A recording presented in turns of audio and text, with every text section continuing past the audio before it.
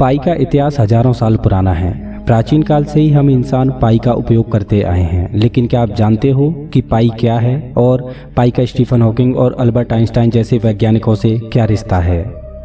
मैं जानता हूं कि बहुत से लोग गणित को पसंद नहीं करते, तो मेरा यकीन मानिए कि इस वीडियो में हम केवल पाई के रहस्य को जानेंगे और मैथ का तो बिल्कुल भी उपयोग नहीं करेंगे। दरअसल बात उस समय की है जब इंसानों ने पहले पहिए का आविष्कार किया।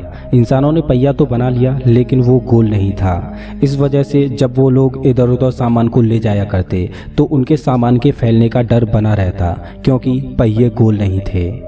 इसी तरह समय गुजरता रहा, लेकिन वो कहते हैं ना, किसी भी नई चीज का आविष्कार तब होता है जब हमें उसकी जरूरत होती है। जैसे हजारों किलोमीटर दूर स्थित संबंधियों से बात करने की जरूरत महसूस हुई तो टेलीफोन का आविष्कार हुआ। उजाले की जरूरत महसूस हुई तो इलेक्ट्रिक बल्ब का आविष्कार हुआ। मतलब जब हमें कोई समस्या महसूस होती है तब उस समस्या से निजात पाने के लिए हमारे दिमाग में एक नया आइडिया जन्म लेता है और हो जाता है एक नया आविष्कार। इसी तरह से जब पहिए का इतिहास आगे बढ़ता रहा और पहिया गोल होता गया, तब लोगों ने जाना कि कोई भी पहिया पूरी तरह से तब गोल होता है जब उसकी परिधि और उसके डायामीटर का अनुपात एक कांस्टेंट नंबर हो। और चाहे सर्कल छोटा हो या बड़ा हो, लेकिन इस कांस्टेंट की वैल्यू हमेशा सेम रहती है। और उस कांस्टेंट नंबर को नाम दिया गया पाई, जिसको ग्रीक भाषा में 16वें नंबर पर मौजूद अक्षर से डिनोट किया जाता है। अब लोगों ने ये तो जान लिया कि किसी भी गोल आकृति में एक कांस्टेंट नंबर हमेशा रहता है, लेकिन लोग अब भी उस कांस्टेंट नंबर की यानी पाई की वैल्यू नहीं जानते थे। और मजे की बात तो ये है कि पाई की एग्जैक्ट वैल्यू तो हम आज भी नहीं जानते, और सुपर कंप्यूटर ने तो पाई की वैल्यू निकालने से हार मान ली।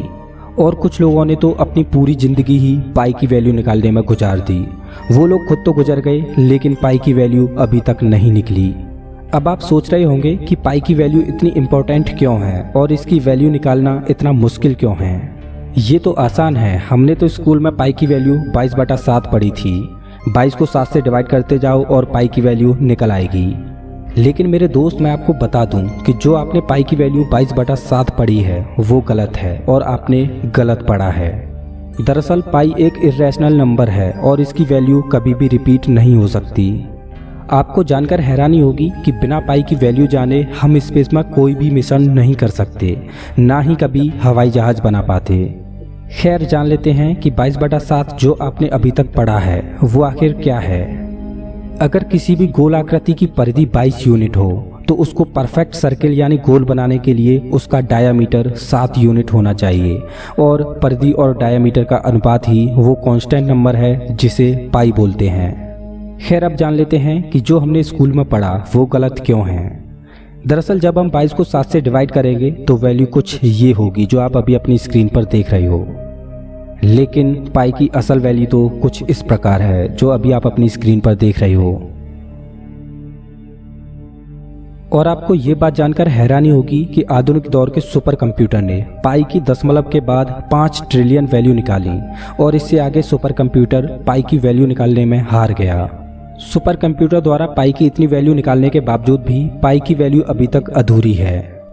दोस्तों, चलिए अब जानते हैं पाई का एक अनोखा रहस्य जो आप नहीं जानते। क्या आप जानते हो कि पाई डे भी मनाया जाता है और वो है 14 मार्च। लेकिन पाई डे 14 मार्च को ही क्यों मनाया जाता है? तो इसका जवाब पाई की वैल्यू में ही छिपा है। और आपको जानकर हैरानी होगी कि 14 मार्च को भी पाई डे सेलिब्रेट करने के लिए एक निश्चित टाइम है, और वो है दोपहर के 1:59। अब पाई डे इसी समय सेलिब्रेट क्यों किया जाता है? तो इसके लिए हमें पाई की वैल्यू को आगे बढ़ाना होगा। अब आगे मैं आपको जो बताने जा रहा हूँ, या तो वो एक इत्तेफाक है या फिर कुदरत का एक करिश्मा। फिजिक्स की दुनिया में उथल पुथल मचाने वाले महान वैज्ञानिक अल्बर्ट आइंस्टाइन का जन्म 14 मार्च को ही हुआ था। और अब एक और इत्तेफाक बताऊं, 14 मार्च को ही महान वैज्ञानिक स्टीफन हॉकिंग का देहांत हुआ था। दोस्तों, आपको क्या लगता है कि क्या ये एक इत्तेफाक है या इसके पीछे कोई और रहस्य है? प्लीज़ कमेंट बॉक्स में ज़रूर बताना। अगर वीडियो अच्छा लगा हो तो लाइक कीजिए, और ऐसे ही मज़ेदार वीडियोज़ के लिए चैनल को सब्सक्राइब कीजिए, साथ ही बेल आइकन को दबाइए।